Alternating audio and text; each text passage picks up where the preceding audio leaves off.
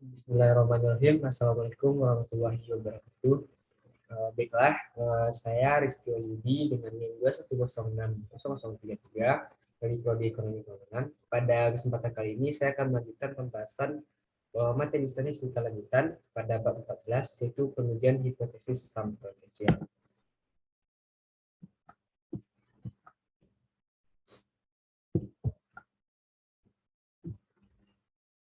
Pada bab 13 telah kita pelajari tentang uji hipotesis sampel besar, di mana sampel biasanya lebih dari 30 atau N besar dari 30. Jumlah sampel yang relatif besar dari populasi mempunyai distribusi normal dan standar deviasi populasi, sehingga dapat digunakan uji statistik dengan rumus Z dalam prosedur uji hipotesisnya. Walaupun dalam situasi sehari-hari standar deviasi populasi tidak diketahui dan akhirnya diduga dengan standar deviasi sampel atau S. Namun karena jumlah sampel yang besar, maka hasilnya dianggap memuaskan. Dalam kehidupan nyata, tidak seluruhnya dapat diambil sampel besar, itu jumlah sampel yang lebih dari 30. Kadang-kadang sampel yang akan dilakukan penelitian tersebut kurang dari 30, maka tidak bisa kita gunakan uji statistik dengan rumus Z.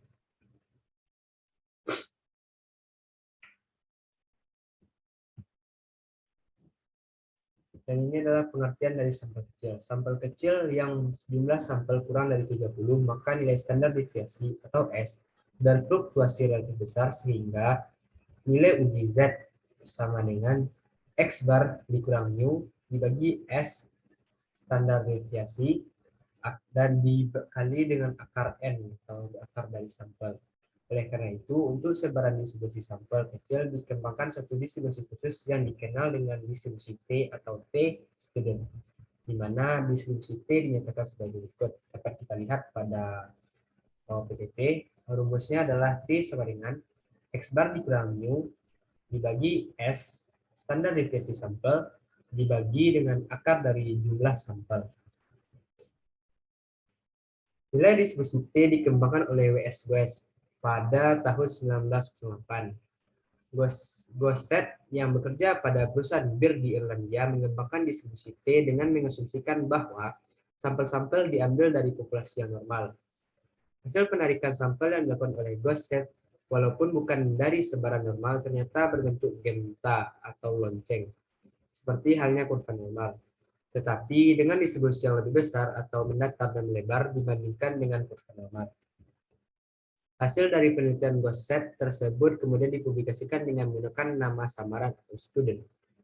Karena Gosset tidak diperkenankan mempublikasikan hasil penelitiannya oleh perusahaan. Oleh karena itu, nama distribusi tersebut dikenal dengan nama distribusi T atau student. Ciri-ciri distribusi T student. Distribusi T student mempunyai beberapa karakteristik berikut dengan asumsi bahwa populasi yang diamati mendekati normal. Satu, distribusi T student seperti distribusi Z merupakan sebuah distribusi kontinu di mana nilainya dapat menepati semua titik penguatan. D, distribusi T student seperti distribusi Z berbentuk genta atau lonceng dan simetris dengan nilai rata-rata sama dengan 0. Yang C atau yang ketiga, distribusi T student bukan merupakan suatu kurva seperti kurva Z, tetapi keluarga dari distribusi T. Setiap distribusi T mempunyai rata-rata hitung sama dengan 0. Dengan standar deviasi berbeda sesuai dengan sampel besarnya sampelnya atau N. Ada distribusi T untuk sampel berukuran 2 yang berbeda dengan distribusi untuk sampel sebanyak 15,25 dan sebagainya. Apabila sampel semakin besar, maka distribusi T akan mendekati normal.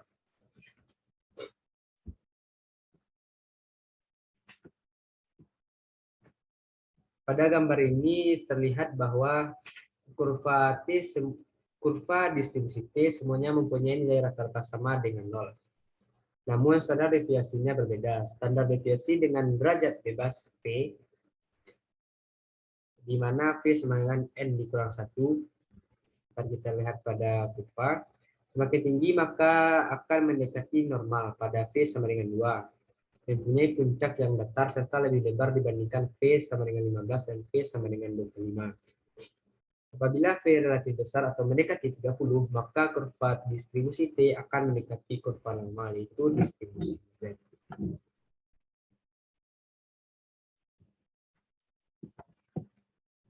Distribusi T mendatar dan melebar dibandingkan distribusi Z. Dampak dari distribusi T yang lebih melebar adalah untuk suatu taraf nyata atau standar deviasi tertentu akan mempunyai nilai kritis yang lebih besar dibandingkan dengan nilai kritis distribusi Z untuk taraf nyata sebesar 5% dengan uji satu arah. Maka nilai kritis pada distribusi Z sama dengan 0,5 dikurang 0,05 sama dengan 0,450. Probabilitas 0,450 mempunyai nilai kritis 1,65. Sedangkan untuk mencapai nilai kritis distribusi T diperlukan dua hal, yaitu taraf nyata dan derajat bebas V, di mana V sama dengan N dikurang 1. Apabila dinyatakan taraf nyata 5%, uji searah dengan derajat bebas, misalnya 9, N sama dengan 10, V sama dengan 10 dikurang 1, diperoleh nilai kritisnya 1,833. Itu adalah kurva yang di bawah. Untuk memperjelas bahwa nilai kritis distribusi T lebih besar dibandingkan distribusi Z dapat dilihat pada gambar berikut. Jadi inilah perbedaan dari distribusi Z dan distribusi T. P sama dengan 9. Yang di atas adalah distribusi Z, yang di bawah adalah distribusi T, P sama dengan 9. Pada gambar itu terlihat perbedaan nilai kritis antara distribusi T dan Z. Distribusi T mempunyai nilai kritis yang lebih besar dibandingkan distribusi Z. Hal ini terjadi karena distribusi T mempunyai standar deviasi yang lebih besar dibandingkan dengan distribusi Z. Ada nampak dari nilai kritis pada distribusi T dibandingkan distribusi Z. Ada 3 dampak yang terjadi, yaitu yang A, interval keyakinan distribusi T, P negatif T kecil dari T besar kecil tambah T akan lebih besar dibandingkan dengan interval keyakinan distribusi. Yang B, daerah di mana H tidak ditolak pada distribusi lebih besar dibandingkan distribusi Z. Jadi kemungkinan menerima H0 akan lebih besar pada distribusi dibandingkan dengan distribusi Z. C, nilai T hitung harus bernilai lebih besar untuk menolak H0 dibandingkan dengan nilai Z pada distribusi Z. Untuk mendapatkan nilai T yang besar, maka diperlukan sisi sampel dengan populasi yang relatif besar. Probabilitas untuk tidak menolak H0 yang lebih besar disebabkan keyakinan pada penduga-duga distribusi T yang disebabkan kecilnya sampel dan besarnya standar deviasi. Selanjutnya kita akan membahas tentang pengujian rata-rata hitung populasi. Dalam menguji rata-rata hitung populasi dalam sampel kecil tetap mengikuti proses pengujian hipotesis sebagaimana pengujian hipotesis untuk rata-rata hitung pada sampel besar. Kelima tahapan tersebut adalah A, merumuskan hipotesis 0 dan hipotesis alternatif atau H0 dan H1. B, menentukan taraf nyata apakah 1%, 5% dan seterusnya, atau pada taraf lainnya serta mengetahui titik kritis berdasarkan pada tabel T student.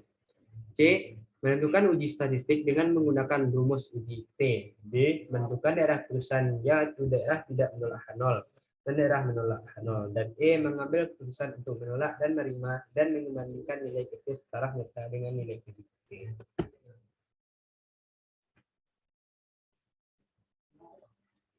Nah, selanjutnya kita akan membahas tentang pengujian selisih rata-rata hitung populasi.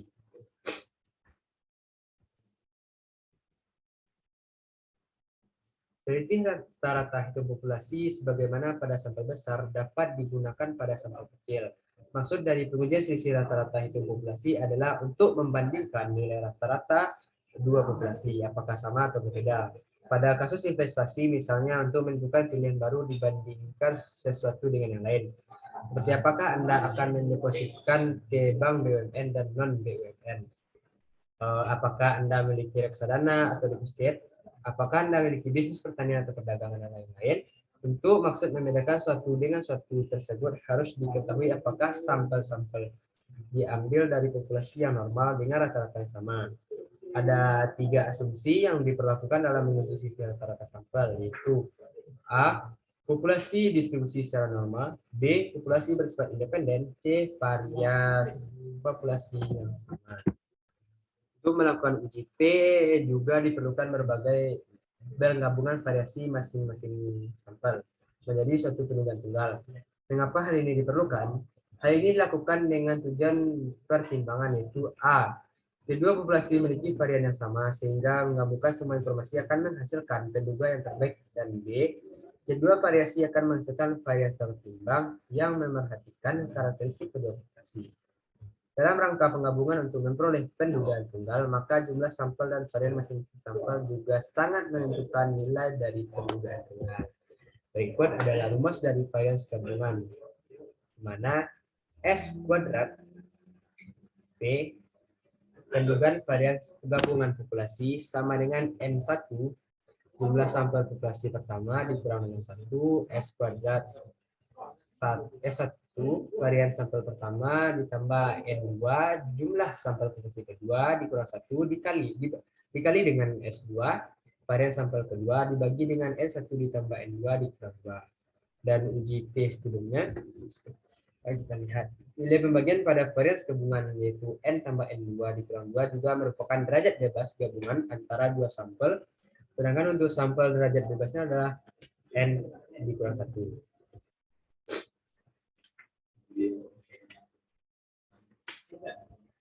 Selanjutnya pengujian data berpasangan. Pada sub ini akan dibahas tentang pengujian hipotesis untuk data berpasangan. Data berpasangan adalah data yang satu berpasangan dengan data lain secara khusus. Data yang sudah berpasangan tidak dapat dipisahkan untuk membentuk pasangan yang lainnya. Sebagai contoh, misalnya manajer SDM ingin melihat efisiensi dari dampak pelatihan, maka datanya berupa data pasangan, yaitu hasil sebelum pelatihan dan hasil sudah pelatihan.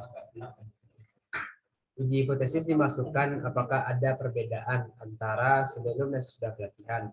Contohnya lainnya adalah Bank Indonesia yang mengembangkan program pembinaan usaha kecil dan menengah ingin melihat apakah ada perbedaan sebelum pembinaan dan sudah pembinaan pada setiap UMKM dan menengah yang dibinanya. Pada data berpasangan, setiap sampelnya dapat memiliki data. Data yang ini dikenal dengan data tidak bebas atau non-independen. Berikut adalah rumus uji statistik untuk pengujian hipotesis data berpasangan dinyatakan sebagai berikut. T sama dengan D bar dinilai rata-rata perbedaan antara pengamatan berpasangan. SD standar deviasi dari perbedaan antara pengamatan berpasangan, jumlah pengamatan berpasangan, D perbedaan antara data berpasangan, dan di bawahnya rumus dari standar deviasi atau SD. Rumuskan sebagai berikut. Selanjutnya yang terakhir analisis dari varian. Pada bab 13 dan subbab 14 dan 14 telah dibahas tentang pengujian dua buah rata-rata populasi atau proporsi. Perhatian selanjutnya adalah bagaimana membandingkan dua atau lebih nilai rata-rata populasi secara bersamaan dan simultan. Untuk mempelajari perbandingan secara simultan antara beberapa rata-rata populasi tersebut dikenal dengan analisis varians. Untuk dapat melakukan analisis varian perlu mempelajari distribusi F, merupakan singkatan dari Fisher yang menemukan distribusi ini. Bagaimana telah dipelajari pada distribusi Z dan distribusi T. Distribusi F pada dasarnya digunakan untuk menguji apakah dua atau lebih sampel berasal dari populasi dengan varian yang sama. Ciri-ciri dari distribusi F. Distribusi F yang pertama, distribusi F lebih mirip dengan distribusi T, yaitu mempunyai keluarga. Distribusi F setiap distribusi tergantung pada derajat bebasnya. Derajat bebas terdiri dari derajat bebas bilangan yang diperoleh dari K dikurang 1, di mana K adalah jumlah perlakuan atau perbedaan yang akan diuji. Dengan derajat bebas menyebut yang atau perbedaan yang akan diuji. Dengan derajat bebas menyebut yang diperoleh dari N dikurang 1, di mana N adalah jumlah total pengamatan dari seluruh perlakuan atau perbedaan. Dengan perubahan derajat bebas berbilang dan penyebut, maka distribusi F juga akan berubah. Pada gambar berikut dapat kita lihat bahwa distribusi dengan derajat bebas pembilang 5 dan penyebut 5 yang ditulis DF 5,5 mempunyai distribusi F yang berbeda dengan distribusi DF 207 dan DF 29,28. Jadi seperti distribusi T, setiap kombinasi derajat bebas pembilang dan penyebut mempunyai distribusi F tersendiri. Namun demikian, semakin besar derajat bebasnya, maka akan semakin mendekati kurva normal. Distribusi F tidak pernah mempunyai nilai negatif, sebagaimana pada distribusi Z. Distribusi Z mempunyai nilai positif di sisi kanan dan negatif di sisi kiri tengahnya.